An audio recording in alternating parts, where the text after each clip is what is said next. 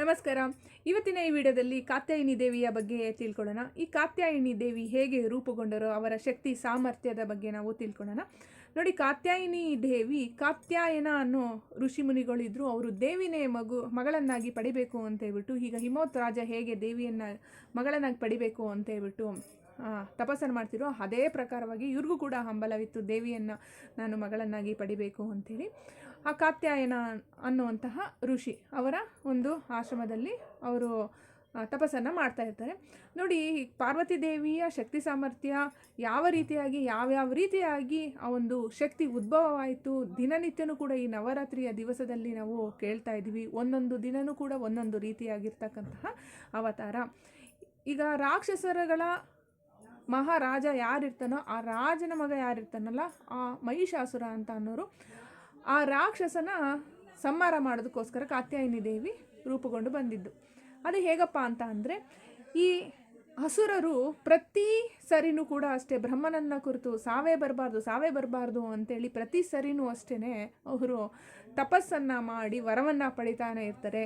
ಅದರ ಪ್ರಕಾರವಾಗಿ ದೇವಾದೇವತೆಯರು ಕೂಡ ಕೂಡಿ ಈ ವರವನ್ನು ಯಾವ ರೀತಿಯಾಗಿ ನಾವು, ಈಗ ಅವರು ಏನೋ ಒಂದು ವರ ಕೇಳ್ತಾರೆ, ಸಾವೇ ಬರಬಾರ್ದು ಅಂತೇಳಿ. ಇಲ್ಲ, ಸಾವು ಬರೋದಕ್ಕೆ ಸಾಧ್ಯ ಇಲ್ಲ, ಮನುಷ್ಯನಾಗಿದ್ಮೇಲೆ ಹುಟ್ಟಿದ ಮೇಲೆ ಸಾಯಲೇಬೇಕಾಗುತ್ತೆ, ಅದಕ್ಕೆ ಸಾಧ್ಯನೇ ಇಲ್ಲ ಆ ಥರ ವರ ಕೊಡೋದಕ್ಕೆ ಅಂತೇಳಿ ಪ್ಲ್ಯಾನ್ ಮಾಡಿಕೊಂಡು ಹೇಳಿದಲ್ದಲೇ ಸರಿ ಇಂಥವ್ರಿಂದನೇ ಸಾವು ಬರಬೇಕು ಅಂತಲೂ ಕೇಳಿ ಈಗ ನಾವು ಪುರಾಣ ಪುಣ್ಯ ಕಥೆಗಳಲ್ಲೆಲ್ಲ ನಾವು ಕೇಳ್ಕೊಂಡು ಬಂದಿದ್ವಿ. ಅಮ್ಮನ ಅವತಾರ ಆಗಿರ್ಬೋದು, ಈ ರಾಕ್ಷಸರುಗಳು ಯಾವ ರೀತಿಯಾಗಿ ತೊಂದರೆಯನ್ನು ಕೊಡ್ತಾ ಇದ್ರು, ಅದನ್ನು ಹೇಗೆ ನಿಭಾಯಿಸ್ತಾ ಬಂದರು, ಯಾವ್ಯಾವ ರೀತಿಯಾಗಿ ಅವತಾರವನ್ನು ಎತ್ತಿದ್ರು ಅಂತೇಳ್ಬಿಟ್ಟು ನಾವು ನೋಡ್ತಾ ಬರ್ಬೋದು. ಹೀಗೆ ಈಗ ತಾಯಿ ಪಾರ್ವತಿ ದೇವಿಗೆ ಬ್ರಹ್ಮ ವಿಷ್ಣು ಮಹೇಶ್ವರ ಅವರೆಲ್ಲರನ್ನೂ ಕೂಡ ಅಷ್ಟೇ ಶಕ್ತಿಯನ್ನು ಕೊಡ್ತಾರೆ. ಮತ್ತು ದೇವತೆಯರು ಯಾರ್ಯಾರಿದೆ ಅವರೆಲ್ಲರೂ ಶಕ್ತಿ ಕೊಡ್ತಾರೆ. ಪ್ರಾಣಿ ಪಕ್ಷಿಗಳಿಂದ ಹಿಡಿದು, ಗಿಡ ಮರಗಳಿಂದ ಹಿಡಿದು, ಪ್ರಕೃತಿಯಿಂದ ಹಿಡಿದು ಶಕ್ತಿಯನ್ನು ಕೊಡ್ತಾರೆ. ಈಗ ನೋಡಿ, ನಾವೊಂದು ಹೀಲಿಂಗ್ ಸೆಕ್ಷನ್ನ ತೆಗೆದುಕೊಳ್ಬೇಕಾದ್ರೆ ನಿಮ್ಮಲ್ಲಿ ಏನೋ ಒಂದು ನೆಗೆಟಿವ್ ಎನರ್ಜಿ ಇರುತ್ತೆ ಅಥವಾ ಶಕ್ತಿ ಏನಾದರೂ ಕಡಿಮೆ ಆಗಿರುತ್ತೆ ಅಂತ ತಿಳ್ಕೊಳ್ಳಿ. ಅಂತಹ ಒಂದು ಸಮಯದಲ್ಲಿ ನಾವು ಹೀಲಿಂಗ್ ಸೆಷನ್ನಲ್ಲೂ ಕೂಡ ಅಷ್ಟೇ ಧ್ಯಾನದ ಮುಖಾಂತರವಾಗಿ ಪ್ರಕೃತಿಯಿಂದ ಒಂದು ಎನರ್ಜಿ ಆಗಿರ್ಬೋದು, ಕ್ರಿಸ್ಟಲ್ಗಳಿಂದ ಆಗಿರ್ಬೋದು, ಹೀಗೆ ನಮ್ಮ ಒಂದು ಜಪತಪಗಳಿಂದ ಏನು ಕಲೆಕ್ಟ್ ಮಾಡಿ ಇಟ್ಕೊಂಡಿರ್ತೀವಲ್ಲ ನಮ್ಮ ಹೌರದಲ್ಲಿ, ನಾವು ಕೆಲವು ಟೈಮಲ್ಲೆಲ್ಲ ಕೆಲವೊಂದು ವ್ಯಕ್ತಿಗಳಿಗೆಲ್ಲ ನಾವು ಶಕ್ತಿಯನ್ನು ಕೊಡ್ತೀವಲ್ಲ, ಅದೇ ಪ್ರಕಾರವಾಗಿ ಇಲ್ಲೂ ಕೂಡ ತಾಯಿಗೆ ಶಕ್ತಿಯನ್ನು ಕೊಡ್ತಾರೆ. ಅಂದರೆ ಮಹಿಷಾಸುರ ಏನು ವರವನ್ನು ಕೇಳ್ತಾನೆ ಅಂದರೆ, ಯಾವ ಗಂಡು ದೇವತೆಯಿಂದ ಆಗಲಿ, ಯಾವ ಗಂಡು ಪ್ರಾಣಿಯಿಂದ ಆಗಲಿ, ಯಾವುದೇ ಪ್ರಕೃತಿಯಿಂದಾಗಲಿ ಯಾರಿಂದಲೂ ನಂಗೆ ಸಾವು ಬರಬಾರ್ದು, ಬಂದರೆ ಒಂದು ಹೆಣ್ಣಿನಿಂದ ಸಾವು ಬರಬೇಕು ಅಂತೇಳ್ಬಿಟ್ಟು ಕೇಳಿರ್ತಾರೆ ಮಹಿಷ.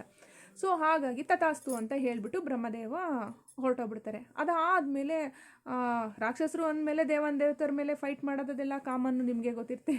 ಸಾಮಾನ್ಯವಾಗಿ ಹೋಗೋದು ಯಾರ ಹತ್ರ, ಸೀದಾ ಇಂದ್ರನ ಹತ್ರನೇ ಹೋಗೋದು.